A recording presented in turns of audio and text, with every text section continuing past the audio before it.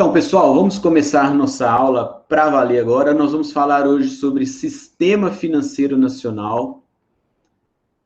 E a bibliografia que a gente vai usar é o capítulo 1 do livro da CVM, Mercado de Valores Mobiliários Brasileiros, e o capítulo 1 e 2 do Mercado de Capitais, do Juliano Pinheiro. Essa é a bibliografia. Eu já disponibilizei o PDF desse livro do Mercado de Valores Mobiliários para vocês também lá no portal. Mas o que é o Sistema Financeiro Nacional, que eu vou chamar ali mais para frente de SFN? Nós vamos ver o que é e para que serve, um histórico, um breve histórico do que é o Sistema Financeiro Nacional, e nós vamos estudar também como que ele se organiza, entender a função de cada agente desse mercado financeiro. Definindo aqui Sistema Financeiro Nacional. Bem simples, é um conjunto de instituições e instrumentos que vão facilitar ou viabilizar o fluxo financeiro entre poupadores de recursos e tomadores de recursos em uma economia. Então, a gente vai considerar instituições financeiras e instrumentos ou meios de como se fazer, e o objetivo é facilitar o encontro entre aqueles que poupam recursos e aqueles que precisam de recursos emprestados. No mercado existem dois tipos de pessoas: aqueles que têm a sua renda e gastam menos do que ganham, ou seja, são os poupadores de recursos, que seriam agentes superavitários, têm saldos positivos no final de um período, mas também tem aqueles que são tomadores de recursos financeiros. Gastam ou necessitam gastar mais do que ganham. Então, de alguma forma, vão recorrer ao sistema financeiro para ter acesso a esse recurso. O sistema financeiro vai ligar esses dois grupos. Imagina se cada indivíduo, se cada empresa precisasse sair ao mercado individualmente, procurando recursos financeiros ou oferecendo recursos financeiros. Seria inviável, a gente não consegue nem imaginar como seria isso. Então, o sistema financeiro ele tem um objetivo de otimizar a escolha dos agentes econômicos. Cada indivíduo, cada empresa realiza escolhas em todos os momentos da vida. Onde gastar, onde investir, nós estamos fazendo escolhas em todos os momentos. O sistema financeiro vai tornar essas escolhas mais racionais, mais fáceis de serem realizadas. Vai otimizar, porque se um indivíduo precisa de um recurso emprestado, ele tem aonde recorrer, ele tem um sistema financeiro que ele vai entrar em contato e tomar esse recurso emprestado. Da mesma forma, quem deseja poupar, investir e receber uma renda. Há um sistema que ele é claro para todas as pessoas que desejam conhecer esse sistema, ele se apresenta ao mercado, à sociedade, ao mercado, de maneira que todos possam ter acesso a ele. E ele tem um objetivo também de desenvolver novos produtos financeiros. O mercado financeiro lá na década de 50 era hoje ele é muito mais moderno. Nós vamos ver o histórico do sistema financeiro daqui a pouco. Então, à medida que a sociedade vai se avançando, vai se modernizando, vai se tornando mais complexa, o sistema financeiro precisa ir correndo atrás e se modernizando. Está previsto para o final do ano o lançamento de um sistema de pagamentos pelo governo chamado PIX, semelhante ao que é o PicPay, sistemas que facilitam os meios de pagamento. Então, isso é um novo produto financeiro. Então, a legislação tem que acompanhar, as normas têm que acompanhar o desenvolvimento da sociedade, e o sistema financeiro vai oferecendo novas possibilidades. É um dos setores mais avançados tecnologicamente que a gente tem no Brasil e no mundo. Por fim, eu estava falando ali dos ganhos de escala que o mercado financeiro proporciona, porque é esse mesmo exemplo dos meios de pagamento que nós estávamos comentando do PicPay. Isso dá muito maior velocidade e acesso às pessoas numa escala muito maior. Isso reduz custo para as empresas. E o sistema financeiro existe para isso, para que as operações e as transações sejam feitas numa velocidade cada vez maior por um número maior de pessoas. Esse sistema de pagamentos que o governo vai lançar, o Pix, ele vai acabar com a TED e com a DOC, que a gente fazia transferência interbancária. Não tem sentido pagar R$10, R$15 para fazer um TED. O sistema de pagamentos vai ser muito mais ágil. Por quê? Vai ter ganhos de escala, muito mais barato. Por fim, uma grande função do sistema financeiro, e ele serve para garantir a credibilidade do sistema, de que as fraudes não vão ocorrer a ponto de desestimular as pessoas a participarem do sistema. Claro que existe fraude. Pessoas querendo levar vantagem com algumas informações privilegiadas, bancos que quebram e não pagam seus credores. E há fraudes, com certeza. Mas essa estrutura é montada para que as pessoas acreditem que o sistema funciona, que a pessoa acredite que vai colocar o dinheiro lá e ele vai poder sacar esse dinheiro a qualquer momento. Nós já vimos na história brasileira ações do governo que tiraram a credibilidade do sistema, quando governos no passado confiscaram as cadernetas de poupança. Isso foi um grande atraso no nosso desenvolvimento, porque as pessoas não queriam colocar dinheiro no sistema financeiro. E aí não há poupança, não há investimento, atrasa o crescimento do PIB do país, porque o dinheiro para de circular. Ele circula numa velocidade menor. O sistema financeiro é isso, é um conjunto de instituições que visam facilitar o acesso de poupadores e tomadores de recursos financeiros. Esses tomadores podem ser uma empresa que quer tomar crédito para comprar um caminhão, reformar uma fábrica, tá? Não é só pessoa física que usa ali um cartão de crédito, por exemplo, não. O sistema, então, financeiro nacional, ele é um mercado, como nós acabamos de ver. Só que este mercado ele é dividido em 4 outros mercados, que são o mercado monetário, o mercado cambial, o mercado de crédito e o mercado de capitais. Nós vamos falar um pouquinho sobre cada um desses mercados. E a diferença, né, basicamente, entre esses mercados. O mercado monetário, ele é regulado principalmente pelo Banco Central, que vai acompanhar a oferta e demanda de moeda na sociedade, no mercado como um todo. E a relação entre oferta e demanda de moeda é dada pela taxa de juros. Então, o Banco Central ele faz política monetária aumentando e diminuindo taxa de juros, dependendo também de como está a oferta e demanda por moeda.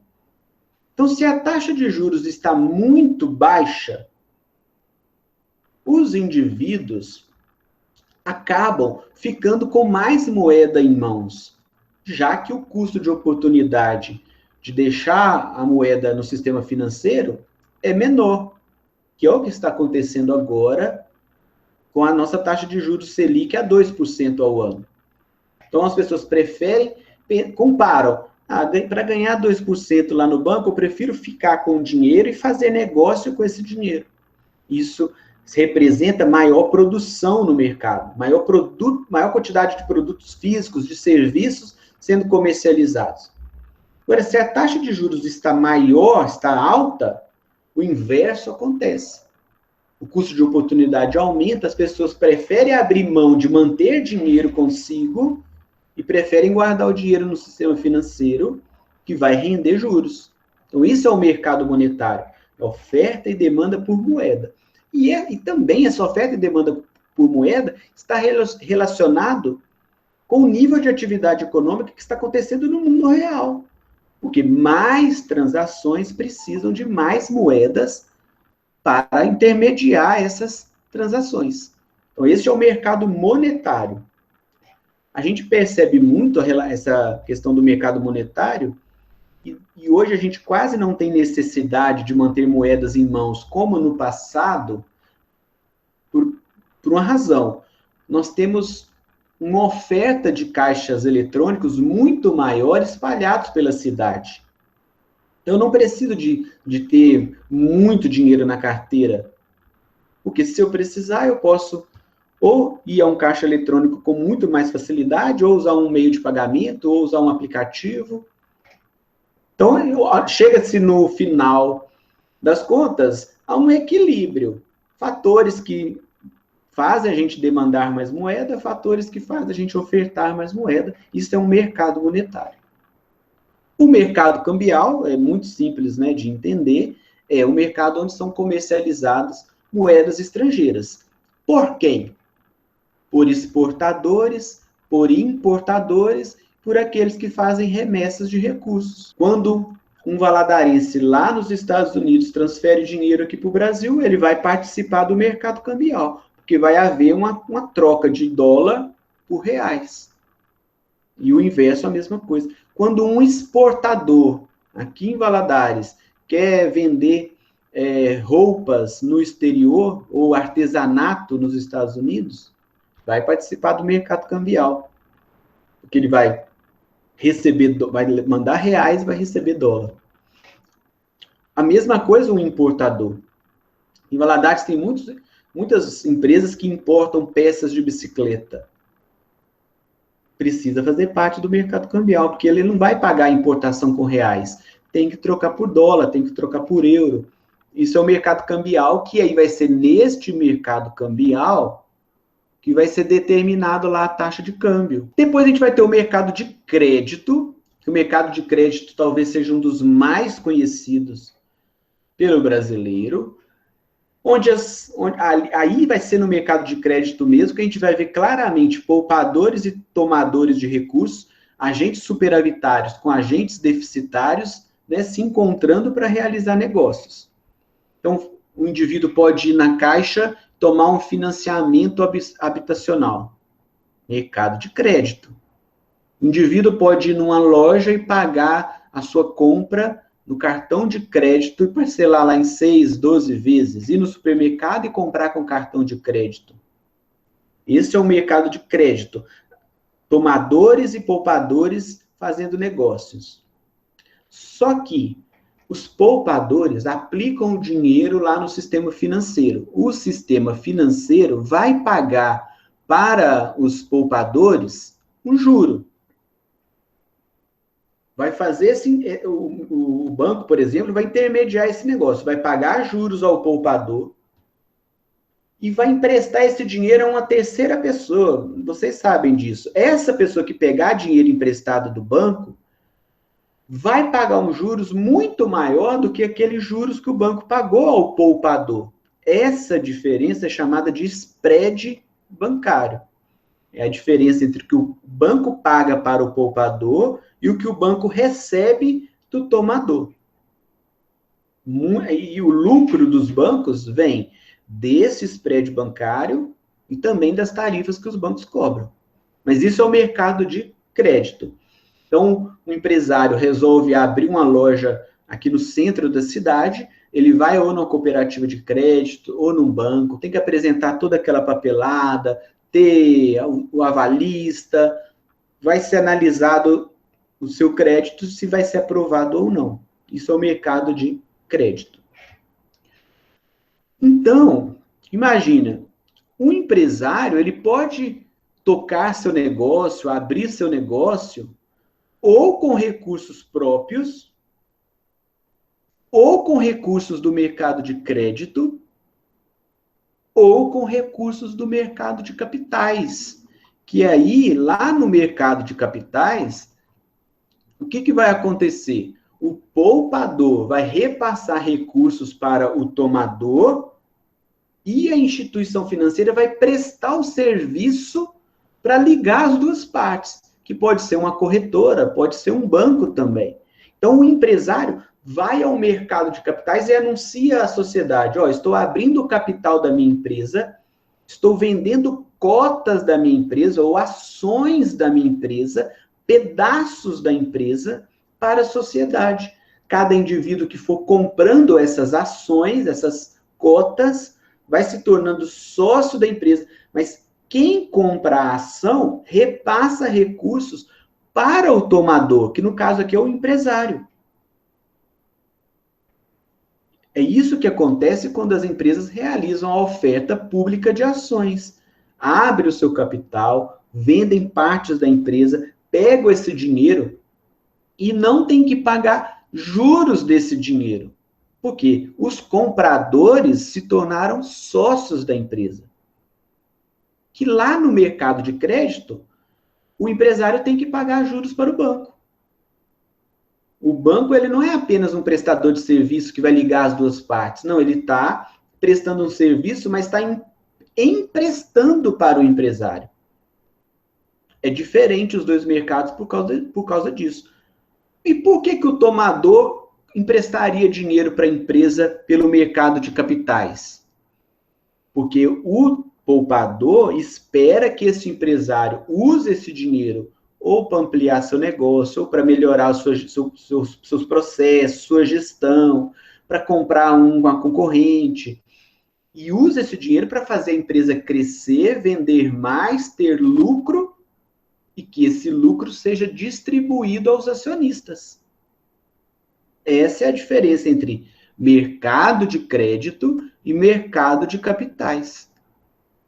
Para a empresa, pode ser mais barato tomar recursos no mercado de capitais, vender ações, vender debêntures, do que pegar dinheiro emprestado no mercado de crédito.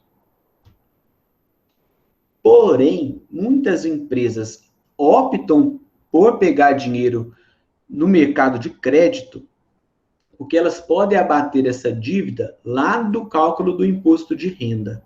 Ela pagaria menos impostos, certo? Então, é muito comum, mesmo grandes empresas consolidadas terem dívida, por causa dessa possibilidade de pagar menos imposto de renda, né? No final das contas, compensa pagar uns juros e pagar menos imposto. Vai depender de cada caso, de cada cálculo, né? Mas isso acontece muito. Vamos falar um pouquinho sobre histórico do sistema financeiro nacional. Rapidamente aqui, só para a gente ver como que o sistema evoluiu ao longo do tempo. O primeiro banco criado no Brasil foi o Banco do Brasil, lá em 1808, que foi foi o ano que a família real portuguesa veio para o Brasil. Dom João VI veio para o Brasil, trouxe toda a estrutura de governo da monarquia portuguesa, os ministérios, instituições de direito, bancos, tudo. Toda a realeza veio para o Brasil. Mas foi só no século XX que o sistema financeiro se tornou mais organizado, com instituições mais definidas, mais bem definidas. Em 1920 foi criada a Inspetoria Geral dos Bancos, que foi a primeira instituição que tinha o objetivo de fiscalizar e acompanhar o funcionamento dos bancos.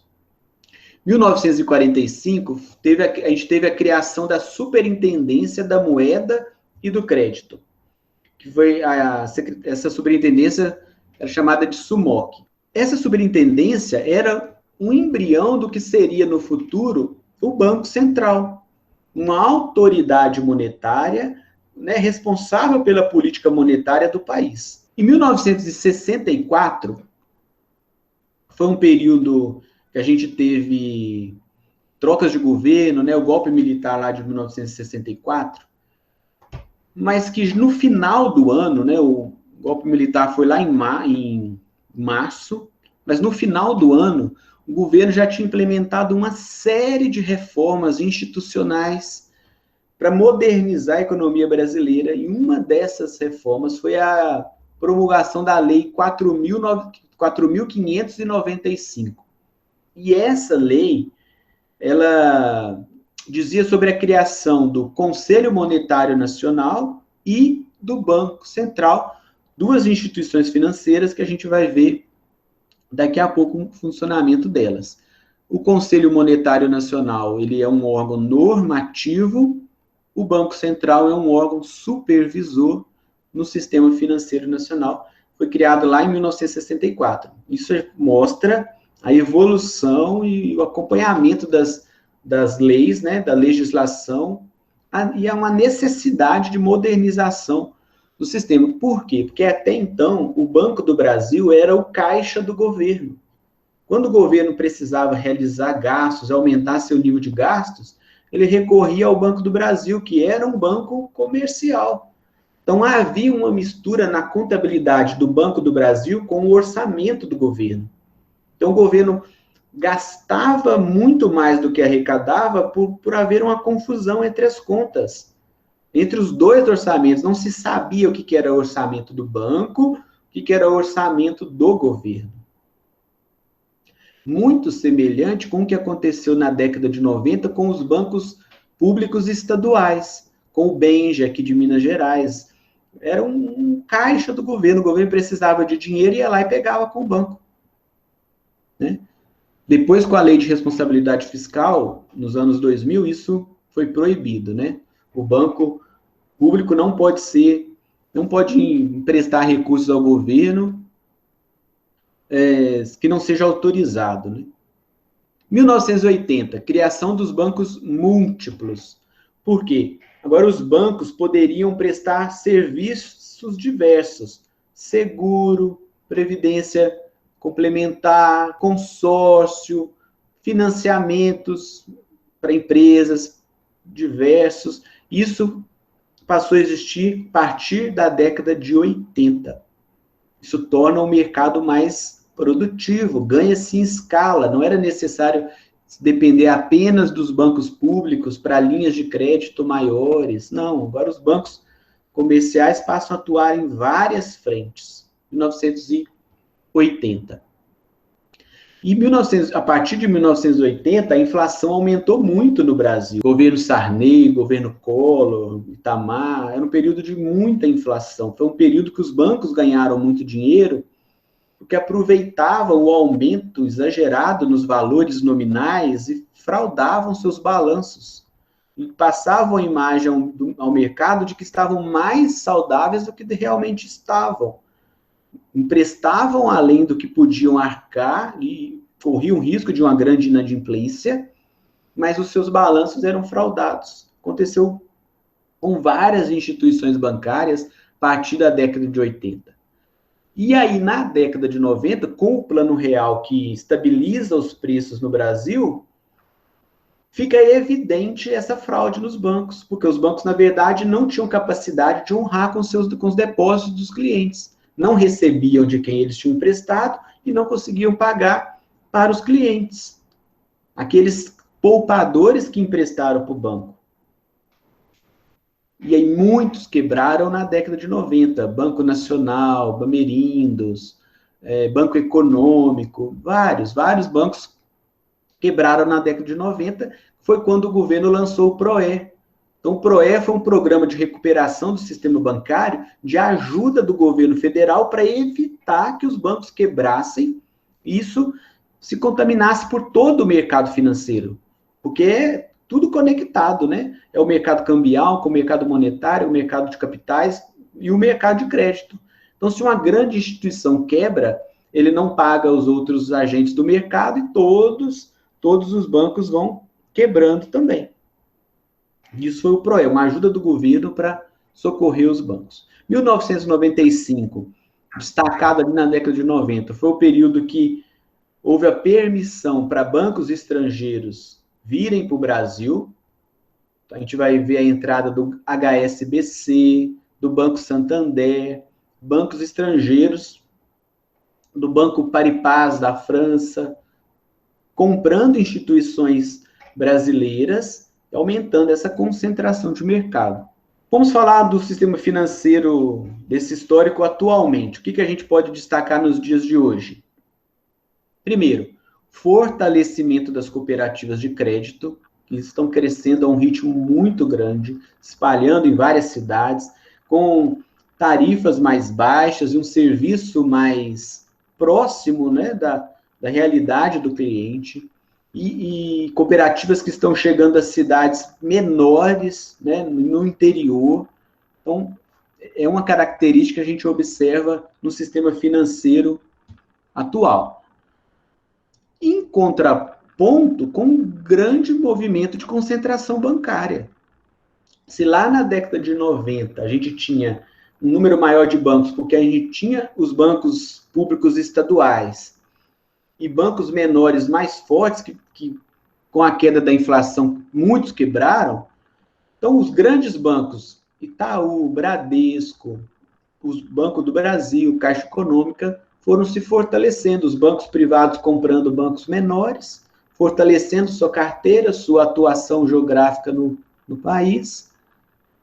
Desses bancos estrangeiros, o Banco Santander foi o que teve maior destaque no mercado brasileiro, que se consolidou. O Banco Santander comprou, por exemplo, o Banco Real. Alguns vão lembrar do Banco Real. O Banco Santander comprou o Banco Real. E aí hoje, a gente pode dizer que hoje a gente tem 5 grandes bancos. Itaú, Bradesco, os 2 bancos públicos, Banco do Brasil e Caixa, e Santander. Então é muito concentrado. Isso ajuda a explicar também por que os juros são muito altos no Brasil, né? E, por fim, nós já comentamos algumas vezes aqui o surgimento dos bancos virtuais. Então, nós estamos vivendo, tendo a oportunidade de ver com os próprios olhos as pessoas não indo aos bancos mais, resolvendo tudo pelo celular, tudo pelo aplicativo. Vamos agora falar da estrutura do sistema financeiro nacional. Eu vou dividir essa explicação da estrutura financeira em 2 aulas. Quinta-feira a gente vai terminar de ver toda a estrutura, porque são muitos agentes, né? A gente não consegue ver todos hoje, não. Então, o sistema financeiro, ele é dividido em 3 grandes grupos, que são os órgãos normativos, os órgãos supervisores e os operadores de mercado. Isso aqui não é apenas uma decoreba que você tem que decorar o que cada agente faz, não. É importante saber que dependendo de onde cada um for trabalhar, dependendo do que cada um for operar no mercado financeiro, vai ser fiscalizado por agentes diferentes, que vão cobrar multas, vão abrir processos de investigação em casos de fraude. Se você, por exemplo, deseja abrir uma operadora de seguros, se você deseja abrir uma pequena financeira, onde recorrer? Como que é organizado esse sistema? Quem dá a ordem? Quem que obedece? Quem se reporta a quem? Isso é muito importante, não é só apenas uma decoreba, não, tá bom? Então, vamos lá falar um pouquinho dos órgãos normativos. Os órgãos normativos, eles são responsáveis pela definição das políticas e da direção ao sistema financeiro. São órgãos formados por indicação política, indicação do presidente da República, que vai indicar os presidentes desses órgãos normativos. Essas entidades governamentais, elas funcionam de forma colegiada. Como se fosse um conselho, que os membros desse conselho tomam decisões mostrando para onde deve ser conduzida as políticas do sistema financeiro. Então, são 3 principais órgãos normativos: o Conselho Monetário Nacional, o Conselho Nacional de Seguros Privados e o Conselho Nacional de Previdência Complementar. Então, CMN, Conselho Monetário Nacional, CNSP, Conselho Nacional de Seguros Privados, CNPC, Conselho Nacional de Previdência Complementar. O Conselho Monetário Nacional, ele vai ser um órgão, ele talvez seja o principal órgão do sistema financeiro nacional, que ele vai ser formado pelo ministro da Economia e pelo presidente do Banco Central. E o secretário também de Fazenda do Ministério da Economia faz parte do Conselho Monetário Nacional. Então, esses 3 indivíduos se reúnem periodicamente, mesmo à distância, mesmo antes da pandemia, essas reuniões não eram obrigatórias serem presenciais, e eles vão debater assuntos para a política monetária, para a política cambial, para o sistema de metas de inflação. Isso vai ser definido no Conselho Monetário Nacional. Então, é um órgão técnico e político, porque o ministro da Economia é uma indicação política, né? O presidente do Banco Central é mais técnico, mas também é uma indicação política. Vou dar um exemplo de decisão do Conselho Monetário Nacional. Sistema de metas de inflação, que é definido no Brasil para os próximos 2, 3 anos. Então, a meta de inflação no Brasil desse ano para 4% ao ano é definida em reuniões do Conselho Monetário Nacional. Então, eles estabelecem lá o teto da meta de inflação, o piso da meta 1,5 para mais, 1,5 para menos, é definido lá pelo Conselho Monetário Nacional. É um exemplo. O Conselho de Seguros Privados vai ser o órgão responsável para dar as normas e a direção dos segmentos de seguros, de resseguros, de capitalização, de previdência aberta. E esse conselho vai dizer as normas deste setor. E o Conselho Nacional de Previdência Complementar vai cuidar das diretrizes dos fundos de previdência, dos fundos de pensão. Muitas empresas estatais e muitas empresas privadas também têm seus próprios fundos de previdência. Então, essas empresas de previdência complementar fechadas, empresas fechadas de previdência complementar, vão ser normatizadas pelo Conselho Nacional de Previdência Complementar. Abaixo desses conselhos vão estar os órgãos supervisores, que aí os órgãos supervisores vai ter uma função mais de execução, funções executivas, de realização, e vai fiscalizar as instituições que estão sob a responsabilidade desses órgãos. Então, por exemplo, abaixo do Conselho Monetário Nacional vai ter o Banco Central e a Comissão de Valores Mobiliários. Nós vamos ver nas próximas aulas o funcionamento dessas duas instituições. Então, no exemplo que eu dei da definição do sistema de metas de inflação lá pelo Conselho Monetário Nacional, vai ser o Banco Central que vai executar a política monetária que vai levar o IPCA para o centro da meta de inflação. Então, o Banco Central, através do seu Comitê de Política Monetária, vai adotar medidas monetárias, reduzindo juros, aumentando juros, reduzindo depósito compulsório, vendendo e comprando títulos públicos. O Banco Central vai executar a norma estabelecida pelo Conselho Monetário Nacional. E essas instituições vão fiscalizar, supervisionar os bancos comerciais, as bolsas de valores, os órgãos que estão abaixo deles, os operadores. Abaixo do Conselho Nacional de Seguros Privados, vai ter a Superintendência de Seguros Privados, a SUSEP. Vou falar um pouquinho sobre a SUSEP daqui a pouco. E abaixo do Conselho Nacional de Previdência Complementar, vai ter o órgão supervisor, Previc. Esses órgãos normativos e os órgãos supervisores são chamados de autarquias. Vão ter administração própria, vão ter orçamento próprio, suas decisões próprias, mas que de alguma maneira, ou mais ou menos, podem ter influência política nesses conselhos, sim, tá? Vamos ver um pouquinho dos operadores. Então, olha, eu subi um pouquinho ali o organograma e a gente vai falar um pouquinho dos operadores. Então, eu tenho ali órgãos normativos, órgãos supervisores e operadores, alguns exemplos de operadores que estão abaixo do Banco Central. Bancos, comerciais, caixas econômicas, administradora de consórcios, empresas cooperativas de crédito e outras instituições não bancárias. Que o cidadão comum vai ter contato com o sistema financeiro com esses operadores. É a gente indo no banco, comprando um consórcio, fazendo um seguro numa cooperativa de crédito, indo numa financeira, são operadores do sistema financeiro vinculados ao Banco Central. Os bancos, né, de uma maneira geral. E debaixo da CVM? O que a CVM está fiscalizando? Que tipo de instituição?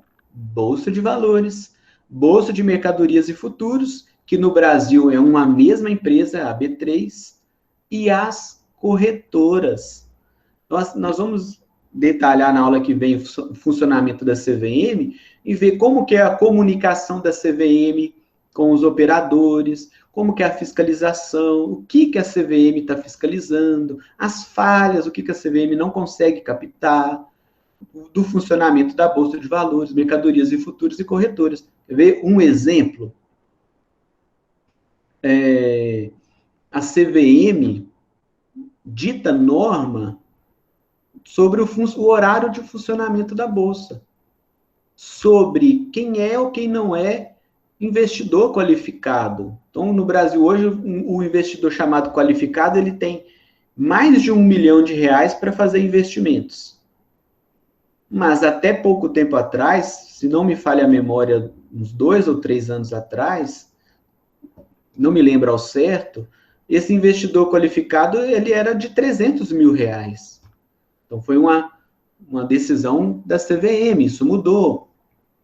A CVM agora permitiu que pessoas físicas tenham acesso às chamadas BDRs, a comprar papéis vinculados a empresas norte-americanas, que isso era feito por fundos de investimentos. Agora, a gente tem acesso a essas BDRs e várias, a gente vai ver várias instruções da CVM. Quer ver um outro exemplo?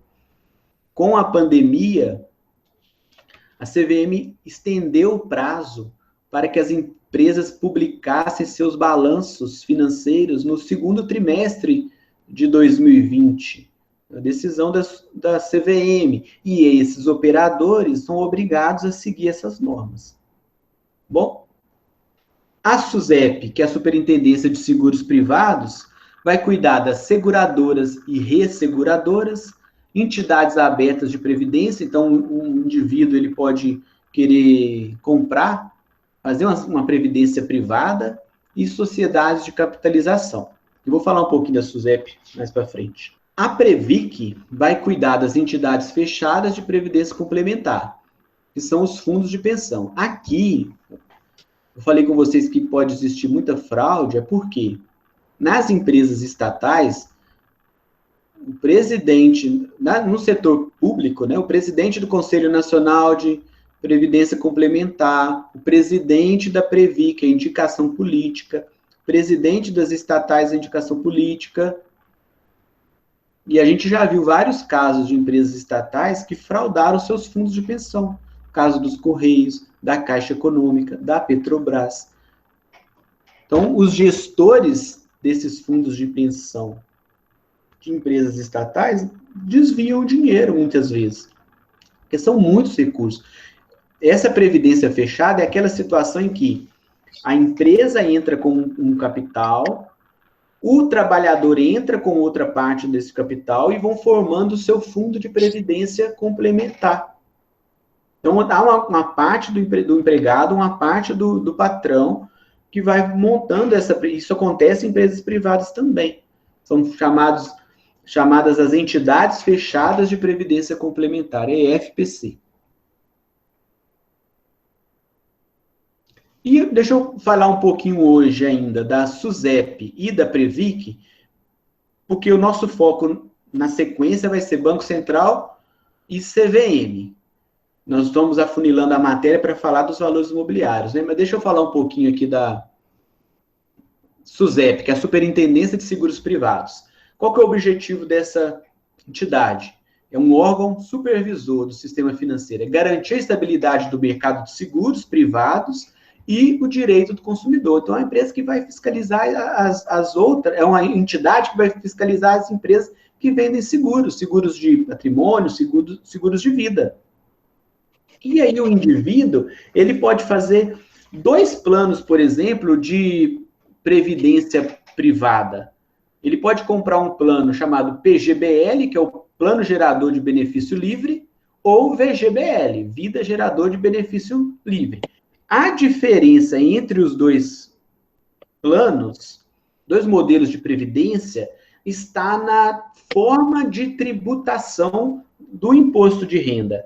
Porque no Plano Gerador de Benefício Livre, ele é mais indicado para quem faz a declaração completa do imposto de renda, que não tem a isenção. E aí ele vai deduzir lá do que ele já investiu, né, durante o ano, até 12% da sua renda. Comparando com o outro, com o VGBL, para aqueles que fazem a declaração simplificada, já tem o desconto tradicional do imposto de renda. E aí? Que horas que ele vai pagar o imposto? Quando ele sacar o benefício. Lá no final. Enquanto que no PGBL, o indivíduo vai pagando esse imposto todo ano, porque ele faz a declaração completa, e aí ele tem isenção, até certo limite, ele tem isenção. No VGBL, o indivíduo não paga o imposto ao longo da vida, mas lá no futuro, quando ele sacar o recurso, ele vai pagar o imposto sobre o rendimento. E, por fim, Superintendência Nacional de Previdência, que é a Previc. Essa é a Previdência Complementar, tá? A Previc, ela foi criada em 2017, um decreto em 2017. Qual que é o objetivo? Fiscalizar as atividades das EFPC, Entidades Fechadas de Previdência Complementar. Por que foi criado isso? Porque havia muita fraude, muito desvio de recursos, que esses recursos eram desviados para financiar Caixa 2 de partidos políticos. E aí, uma das funções da Previc é justamente isso, apurar e julgar as infrações cometidas pelos fundos de pensão e promover a conciliação entre as entidades fechadas e os participantes e diminuir os riscos para os dois lados. Então, a Previc tem essa função. O problema é que são entidades que muitas vezes se tornam muito politizadas, né? E acabam, talvez, não tendo um funcionamento como deveria, né, acontecer. Mas, enfim, são dois órgãos supervisores que estão ali ditando decretos, normas e fiscalizando o funcionamento dos operadores, cada um responsável por uma área específica de atuação. Certo, pessoal? Então eu encerro minha apresentação por aqui. Na próxima aula a gente vai continuar estudando a estrutura do Sistema Financeiro Nacional, mas agora com foco no Conselho Monetário Nacional, Banco Central e CVM.